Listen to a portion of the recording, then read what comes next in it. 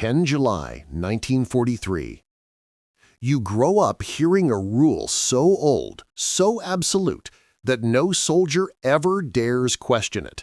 An army does not abandon its homeland.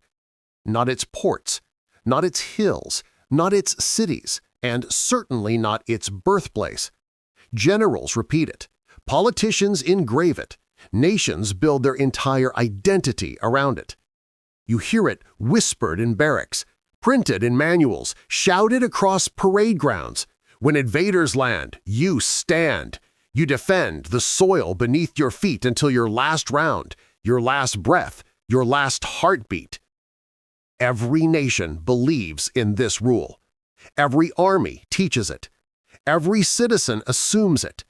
And in 1943, Adolf Hitler believed it more than anyone else alive.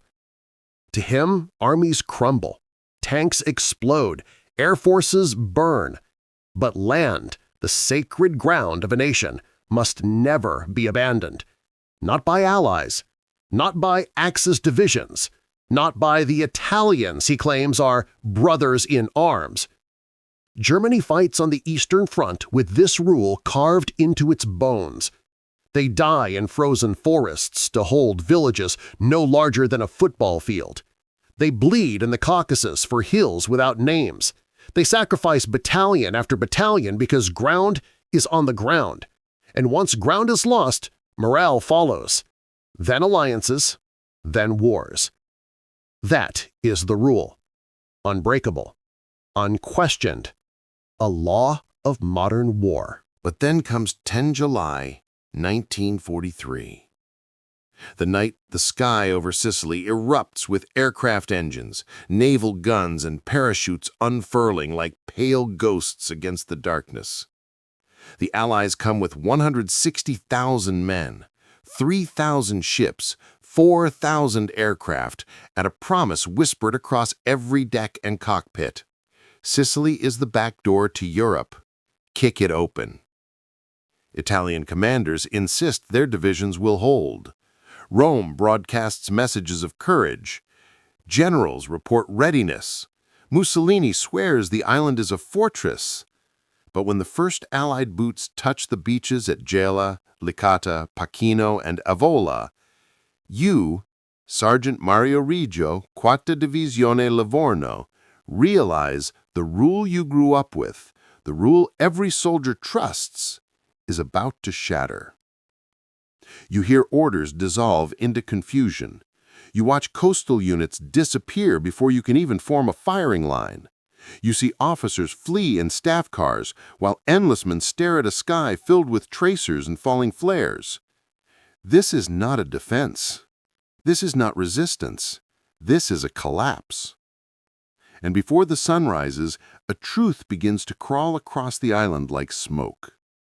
Sicily, the birthplace of Italy itself, is being abandoned in hours.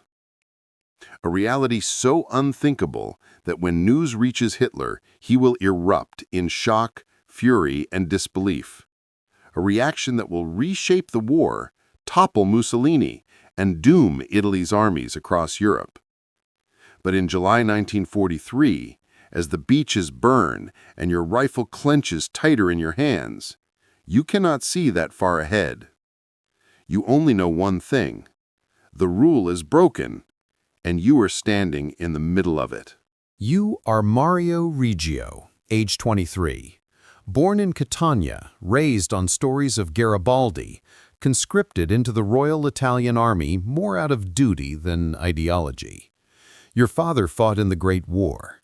Your grandfather fought in Libya. Service is a tradition. Courage is expectation.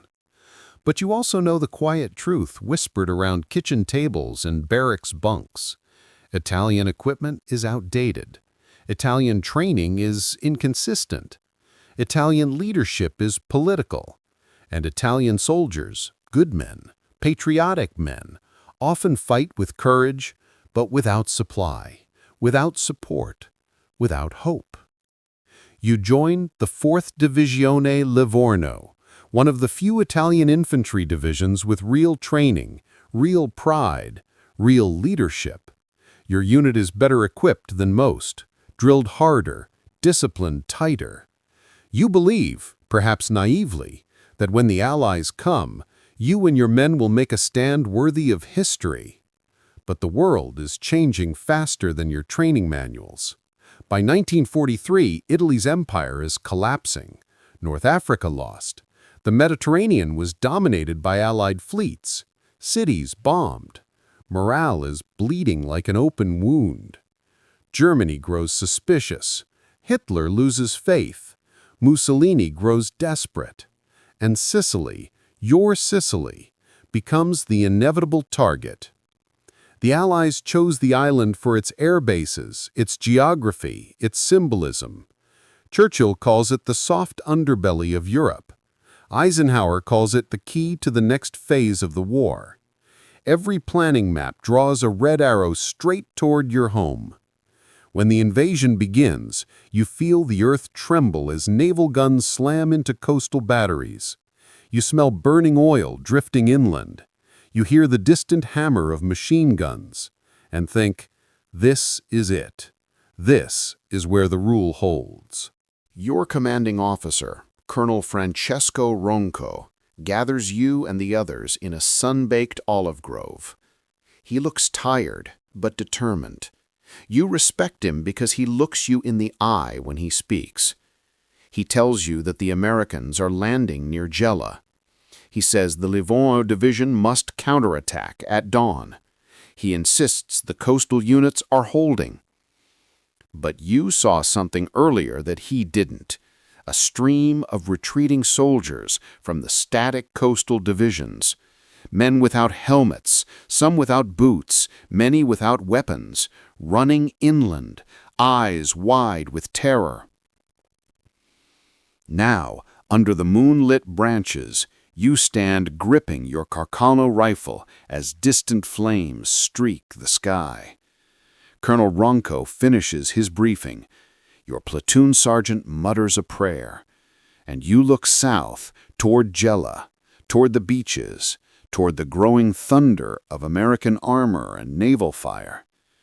This is your home, your island, your rule to defend. But as the explosions grow louder, you feel a knot twisting in your stomach because you sense the unthinkable is already unfolding.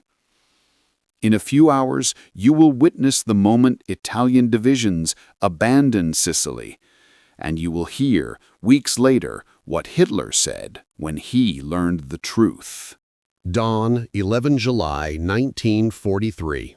The sky glows orange over the wheat fields as your battalion moves toward Gela. You march in staggered columns, 640 men of the Livorno division, rifles slung, bayonets fixed. You hear artillery pounding the beaches.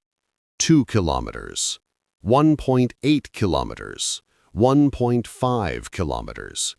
The closer you get, the more you smell it. Burning fuel, cordite, seawater churned by explosions. Then you see them, American positions dug behind dunes, Sherman tanks pivoting turrets, machine guns stitching the air. The 1st Infantry Division, the Big Red One, waits for you. Your colonel orders the counterattack. You charge. 1,200 yards. American machine guns open fire. Bullets snap past your ears. Men drop around you, 1 to your left, 2 behind you, another clutching his throat. 900 yards. Sherman's fire. The ground shakes as shells detonate among your ranks. You feel the concussion punch your chest like a hammer. 700 yards. Your platoon hits a ditch for cover. You throw yourself down, gasping. Your helmet rings from a near miss. 600 yards. Your lieutenant blows a whistle, shouting for a flanking push. You climb out of the ditch, legs trembling. Your boots slip on bloody soil. Then the naval guns join the battle. From offshore, American cruisers unleash 6-inch shells that scream overhead and detonate behind you in geysers of earth and fire. You freeze in place, not out of fear, but out of awe. How do you fight a sea that shoots back? Your colonel radios headquarters, begging for artillery support. But headquarters does not respond. Not because officers are busy, but because many have already begun retreating. You don't know that yet. You only know the battle looks impossible, yet your division fights on. 500 yards. You fire your Carcano until the barrel smokes. American tracers sweep your position. Your section leader collapses with a bullet through his chest. 400 yards. You see Italian tanks, the light L640s, trying to push forward. A Sherman 75mm gun rotates. 1 shot, 2 shots. 3 Italian tanks explode as tin cans are punched open by a giant. 300 yards. The counterattack stalls. Men huddle behind burning vehicles. Orders turn to shouting. Shouting turns to chaos. You look around at what moments earlier was a fighting force, and now it is smoke, fear, and scattered survivors. Then comes the moment that breaks the rule. A staff car races down the dirt road behind you. Inside sits a senior Italian officer, not from your division. He leans out the window and screams, "Ritirata! Ritirata, generale! Fall back to Nishemi!" General retreat.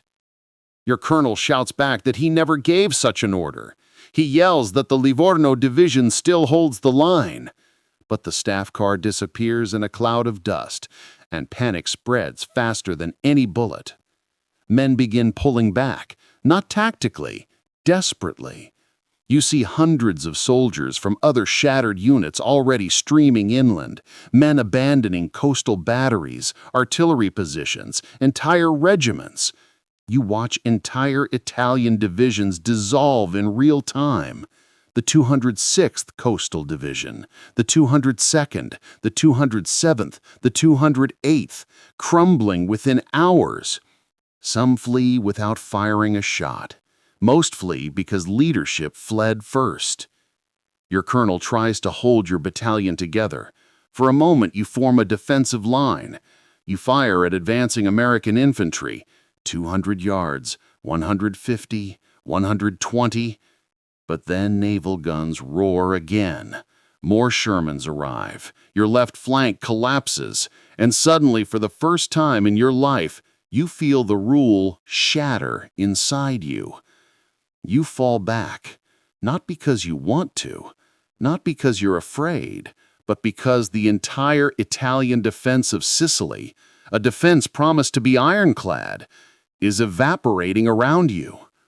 You retreat through olive groves, wheat fields, and dry riverbeds choked with smoke. You hear aircraft overhead, American P-40 strafing stragglers. You dive into a ditch as bullets rake the ground. Around you are men from half a dozen divisions, all retreating, all confused. And everywhere you go, the same whispered question floats through the dust. Where are our officers? Where are the reinforcements? Who is still fighting? By noon, the truth becomes undeniable. Italian divisions are abandoning Sicily, not in days, not in weeks, but in hours. And somewhere, hundreds of miles away, Adolf Hitler receives the first reports.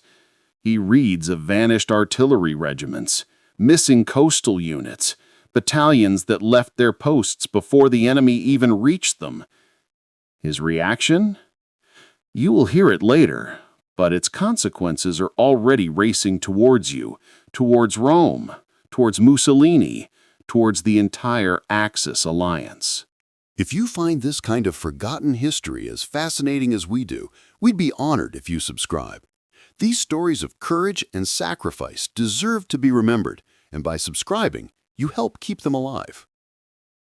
When Hitler learns Italian divisions abandoned Sicily in hours, his rage scorches across every map room in East Prussia. He demands explanations. He accuses Italian commanders of cowardice. He claims Mussolini lied. He says, according to those present, Italy is no longer a military ally, it is a burden. He orders German forces to seize control of Italy's defenses. He orders elite units, the Hermann Göring Division, to take command of the retreat. He begins planning Operation Ochse, the forced German takeover of Italy. Mussolini's credibility collapses. His own Grand Council removes him within 2 weeks. The king arrests him. Germany occupies northern Italy.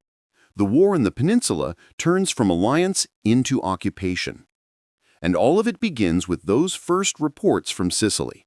Entire Italian divisions melting away, leaving their homeland uncovered. What the world doesn't know is that not all Italian units fled. Your division, Livorno, fought hard. The Naples division fought. The Astoria division fought in the hills.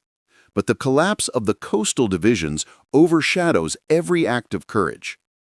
When the Germans re-enter Sicily, they treat Italian soldiers as unreliable.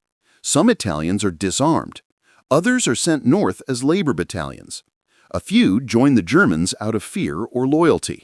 Most simply want the war to end. The ripple spreads even further.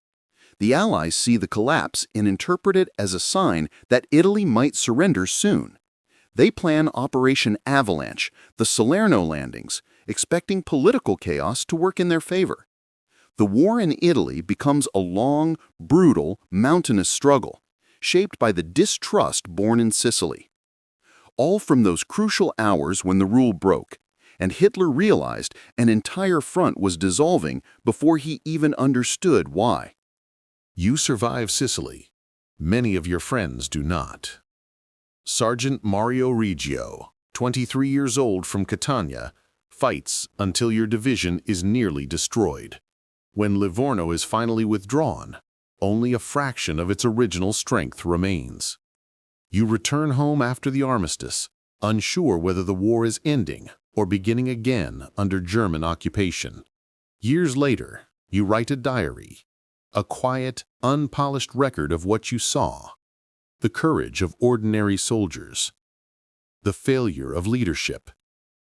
The moment Sicily slipped away, not through cowardice, but through confusion, chaos, and abandonment. Your words survive. Many of the men you served with do not. The collapse of Sicily remains one of the most misunderstood events of the war. Often judged from the safety of maps, rarely told through the eyes of someone who stood in the dust, hearing the rule break. But your story matters, because it reminds us that wars are not lost by nations. They are lost by men, real men, who fight, bleed, stand their ground, and sometimes watch everything collapse around them. And they deserve to be remembered. If this story moved you, please like the video. It tells the algorithm this history matters. Subscribe if you want to help rescue these forgotten stories. Comment where you're watching from, and tell us if someone in your family served. Thank you for ensuring that Sergeant Mario Riggio and the men of the 4th Divisione Livorno are not forgotten.